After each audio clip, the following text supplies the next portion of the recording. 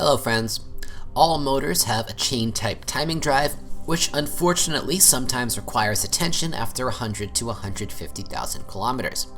In all units, the chain is located on the side of the gearbox, so you have to remove the engine to access it. A 2.0 TFSI, which appeared after restyling, is not widely used, and the runs are not yet great. At least, cases of increased oil consumption, as in weaker counterparts, have not been recorded in this version of the motor. 2.8 FSI in the past, back in the Audi A6 C6, often suffered from scuffing after it was finalized, but unpleasant episodes still surfaced. Due to incidents in 2012, Audi even stopped offering this engine. But after trials and a number of improvements, the motor again returned to the list of available ones at the end of 2012. One of the disadvantages of the 2.8 FSI is clogged secondary air channels designed to purge catalysts after 150 to 200,000 kilometers. The 3.0 TFSI is the most widely used.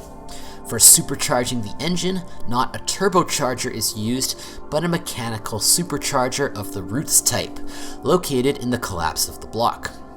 The main problem with the 3.0 TSFI is scuffing on the cylinder walls. The disease affected cars assembled before the end of 2013. At the end of 2013, modified engines appeared with a more durable coating on the cylinder walls. But annoying misfortunes still happened. The turning point was 2015, when the engine received cast iron liners. After 60 to 120,000 kilometers, the catalytic converter may fail. With its replacement, it is better not to delay.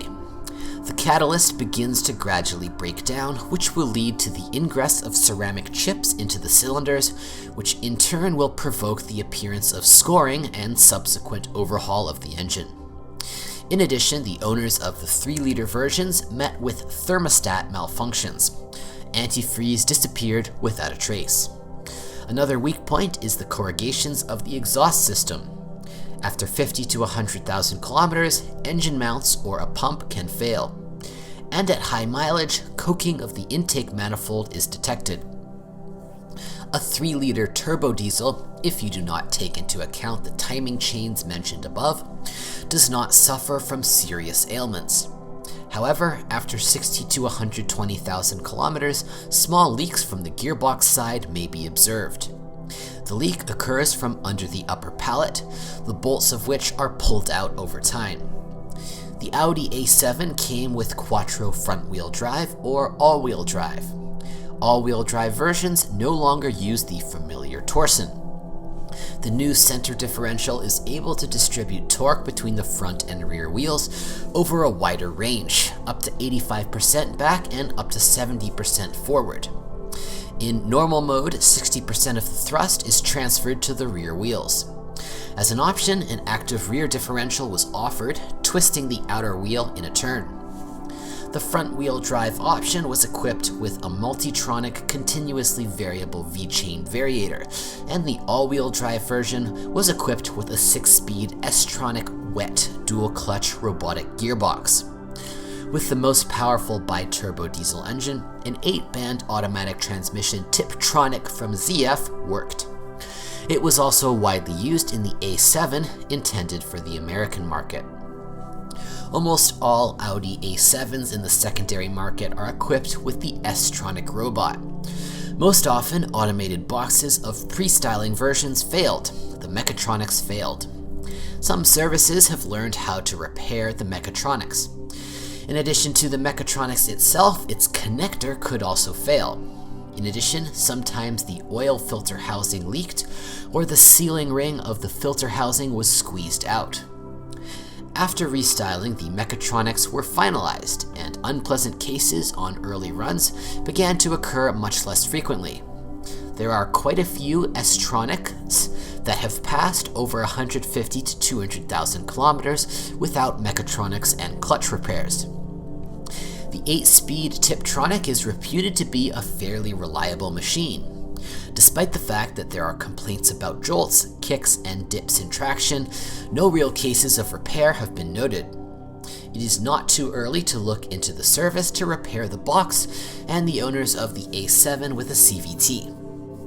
All gearboxes are in dire need of regular oil changes every 60,000 kilometers. This fully applies to the S-Tronic. This requires 2 types of oil, 6 liters for mechatronics and 5 liters for the mechanical part. At the same time, external and internal filters, pan gasket and bolts are changed. A multi-link suspension is used on the front and rear axles. Air suspension and clamped spring S-line were offered as options. Usually, attention has to be paid to the front suspension.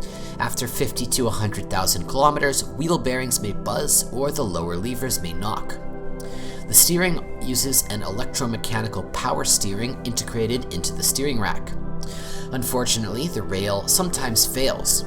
In some cases, it was possible to revive it after flashing the control unit. Few can repair the rail yet, but even after repair, it will not last long. A number of body parts are made of aluminum, the hood, front fenders, and doors. With high mileage, in some instances, chips are formed on the rear wheel arches. From time to time, the filler cap latch fails. Over time, water enters the castle, which finishes the motor.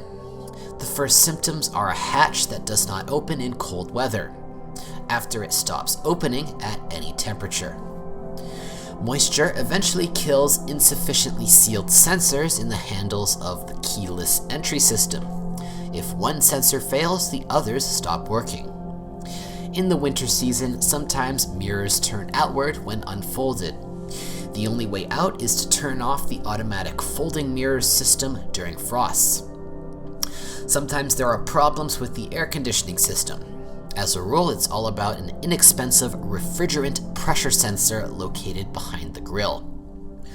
On the A7 from the first years of production, the monitor drive mechanism could crunch with gears. Dealers replaced the block with a new one under warranty.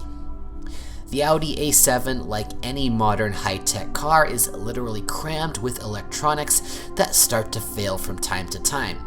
It is almost always possible to bring the equipment to life after turning off the ignition or resetting the MMI. If you know of other model malfunctions, be sure to write about it.